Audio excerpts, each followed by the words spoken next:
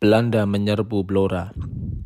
Bertahun-tahun Belanda tak mampu menembus pertahanan Republik ditanggulangin di luar Kudus, tapi tiba-tiba pesawat capungnya melayang-layang di angkasa Blora. Disusul deru pesawat pemburu dan pesawat pembom yang besarnya belum pernah saya saksikan sampai waktu itu, 19 Desember 1948.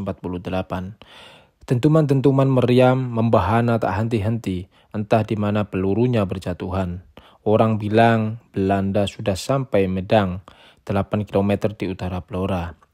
Para pemuda lari bertemperasan tak tentu arah. Sebagian masuk rumah kami. Mereka sibuk berceloteh tentang masuknya Belanda, tapi alur pembicaraan itu sama sekali tak saya mengerti. Tidak lama bapak datang, tapi anehnya ia tidak peduli dengan kami. Teman-temannya rupanya lebih penting, dan tak lama kemudian datang Dik-Dik, sepupu kami yang lebih tua dari kami, yang dengan terengah-engah menyatakan bahwa di kabupaten sudah terdengar tembakan pistol. Hujan tiba-tiba mengguyur, tidak boleh, tidak. Permukaan air Kali Lusi pasti naik. Tanpa mengatakan sesuatu dan tanpa pesan, orang-orang yang tadi sibuk bercoleteh kini menghilang satu demi satu, termasuk bapak dan Dik-Dik. Dalam angan saya terbayang bagaimana mereka menerobos pekarangan kami dan pekarangan Pak Sadir di tengah hujan dan menyeberangi banjir pegangan batang pisang.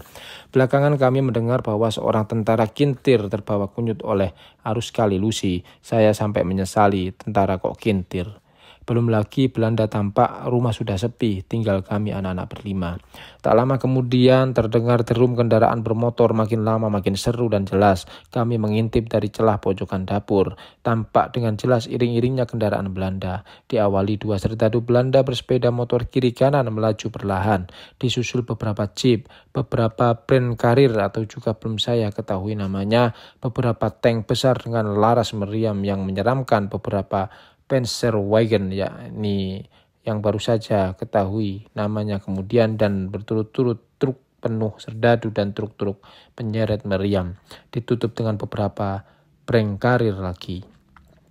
Kami gemetar. Aduh, bagaimana ini? Negeri kita dijajah Belanda lagi. Pekik Mbak bertahan. Tidak ada jawaban. Bagaimana mungkin ada jawaban? Bapak keluar kota. Mas Pram jadi tawanan Belanda. Mas Wik dirawat di rumah sakit Jepara karena hampir putus tangannya kena pedang. Dan Mbak Kun itu ikut Mas Yayus bertugas militer di Tayu. Berbulan-bulan tak ada berita dari Bapak. Saya pun heran bagaimana kami berlima bisa terus hidup waktu itu. Pada suatu hari kami diajak Mbak ke Kamolan, 3 km selatan Blora. Ternyata itulah kini pasar terbuka Republik.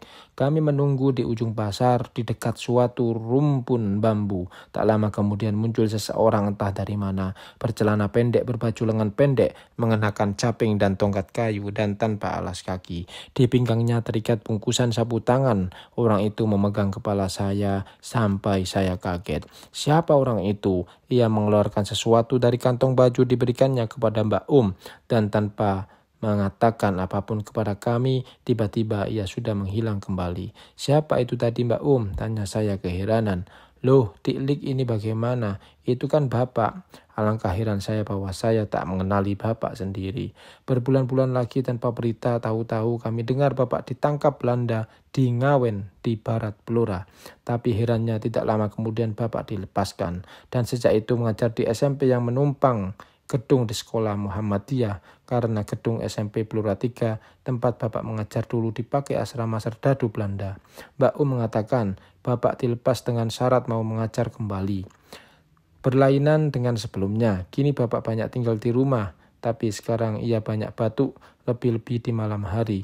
Sebelum matahari terbit Bapak sudah dibangunkan batuknya, dan batuk itu tak mau berhenti sebelum Bapak dengan sengaja terpaksa menghentikannya. Pada suatu hari Bapak menyatakan keheranannya kepada Mbak bahwa dari batuknya ternyata keluar darah. Rupanya darah itu sudah lama juga keluar.